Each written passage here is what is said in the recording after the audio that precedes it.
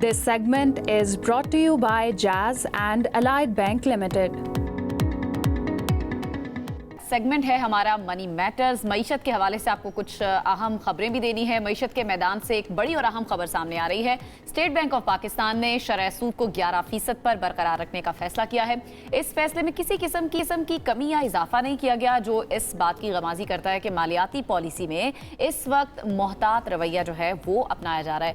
یہ فیصلہ ایک ایسے وقت میں سامنے آیا جب پاکستان کو اندرونی طور پر مہنگائی اور مالیاتی خسارے جیسے بڑے چیلنجز جو ہیں وہ درکار ہیں. ایسے ہی ہے. دوسری طرف اگر ہم عالمی سطح پر دیکھیں تو وہاں پر بھی غیر یقینی کی صورتحال نظر آ رہی ہے. خاص طور پر اسرائیل اور ایران کے درمیان جو اس وقت کانفلکٹ چل رہا ہے، جو کشیدگی ہے، اس کے اثرات کیا پاکستان کے اوپر پڑ سکتے ہیں بالواسطہ یا بلا واسطہ، اس پر بات کریں گے. لیکن آغاز ہم پالیسی ریٹ ہیں جس کو 11% پر برقرار رکھا گیا ہے. فرحان بقائی صاحب ہمارے ساتھ موجود ہیں ایز یوزول. آج بھی ہمیں جوائن کیا ہے. ویلکم کرتے ہیں آپ کو. کل بھی ہم بات کر رہے تھے، انفیکٹ آن ایئر ہماری بات نہیں ہو سکی تھی. برقرار رکھا گیا 11% کے اوپر. یو تھنک تھوڑی گنجائش تھی کہ نیچے سنگل ڈیجٹ کے اندر، حالانکہ مطالبہ کیا جا رہا تھا سنگل ڈیجٹ میں لایا جائے، لیکن نہیں کیا انہوں نے. میرے خیال میں جو زیادہ بڑی کمی ہونی تھی، ایک سال پہلے، تقریباً ایک سال پہلے انٹرسٹ ریٹس 22% پہ تھے جی، تو وہاں پہ تو آدھے پہ، نصف پہ لے آئے ہیں.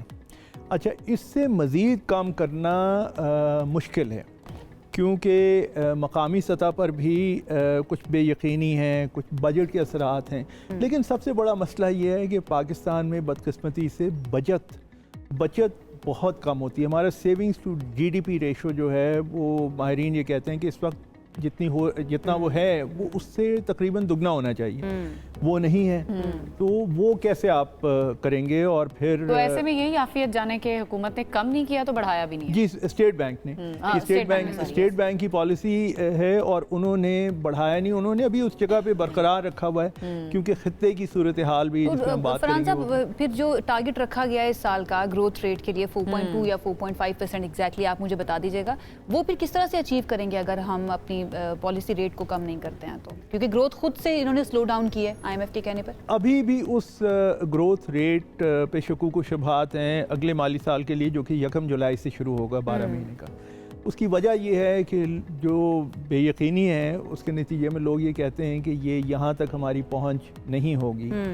اور میں بھی خود سمجھتا ہوں کہ یہ ایک بڑا ایمبیشس ٹارگٹ ہے، لیکن اگر حکومت سر توڑ کوشش کرے، اور خاص طور پہ زراعت اور جو بڑی صنعتیں پاکستان میں ان میں کنٹریکشن یا وہ سکڑ گئی ہیں، انہیں اگر ریوائیو کیا جائے، یہ ان دو ایریاز پہ فوکس کیا جائے تو شاید بہتر ہو سکتا ہے. اسرائیل اور ایران کا جو کانفلکٹ چل رہا ہے اس حوالے سے بھی بات کرنا چاہوں گی. اس کا پاکستان کی جو اکانومی ہے اس پر کیا اثر پڑ سکتا ہے؟ ایک تو بین الاقوامی سطح پر بڑی پریشانی ہے کہ اگر یہ خدا نخواستہ خلیج فارس کا جو علاقہ ہے، پرشین گلف جیسے کہتے ہیں، اس کے ساتھ ہی ساتھ ہمارے بارڈر یعنی گوادر سے زیادہ دور نہیں ہے اسٹریٹس آف ہرمز جو گزرگاہ ہے، اس کے اوپر بھی بات آ سکتی ہے. اس کے اوپر ماضی میں تو ایرانی ذمہ دار افسران نے یہ کہا ہے کہ اگر ہمارے پہ جنگ مسلط کی گئی تو پھر آپ تیار ہو سکتے ہیں، یہ اسٹریٹس آف ہرمز جو ہے اسے ہم بند کر دیں گے. اور وہ اگر آپ نقشے پہ دیکھیں بڑا تنگ پاکستان نہیں، پھر تو پوری دنیا تیار ہو جائے گی. بالکل. لیکن اس کے علاوہ اثرات میں یہ بھی لوگ کہتے ہیں کہ خدا نخواستہ اگر یہ جنگ بڑھ گئی یا لمبی چلی تو ہمارا جو بلوچستان کا علاقہ بالکل ایران کے ساتھ لگتا ہے، وہاں سے ریفیوجیز بھی آ سکتے ہیں وہاں سے، یہ بھی بات ہوئی ہے. تو یہ سب کے سب ویسے تو ابھی پاکستان نے سرحد بند کر دی. آج ہم نے اپڈیٹ بھی لی ہے سرحدی علاقوں کی جو ایران کے ساتھ ہے، ان کو لایا جائے گا. بالکل ایسی ہے. ٹھیک ہے. شرح سود میں جو کمی اب ہوئی ہے، اس میں آپ کو لگتا ہے کہ پاکستان کی معیشت سست روی کا شکار تو ہوگی ہی، خود سے کیا جا رہا ہے، لیکن انفلیشن تھوڑی سی ذرا کنٹرول میں رہے گی؟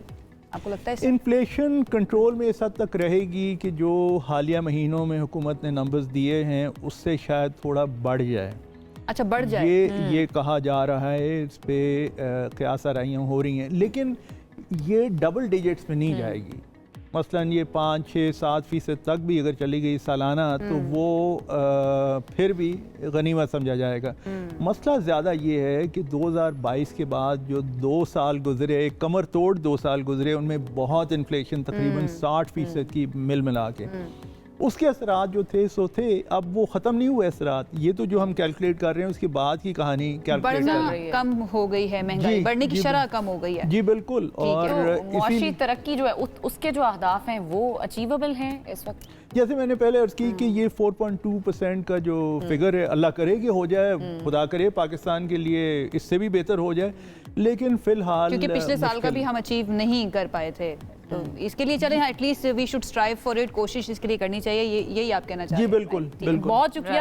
فرحان بخاری صاحب ہمارے ساتھ موجود تھے. معیشت کے اوپر بھی ہم نے آپ کو اپڈیٹ کر دیا کہ کیا سچویشن ہے. مانیٹری پالیسی ریٹ کو برقرار رکھا گیا ہے. لیٹس سی اب گروتھ کے لیے گورنمنٹ کی جانب سے کیا کیا جاتا ہے. ویسے تو خود ہی سلو کیا گیا ہے اس کو. This segment is brought to you by Jazz and Allied Bank Limited.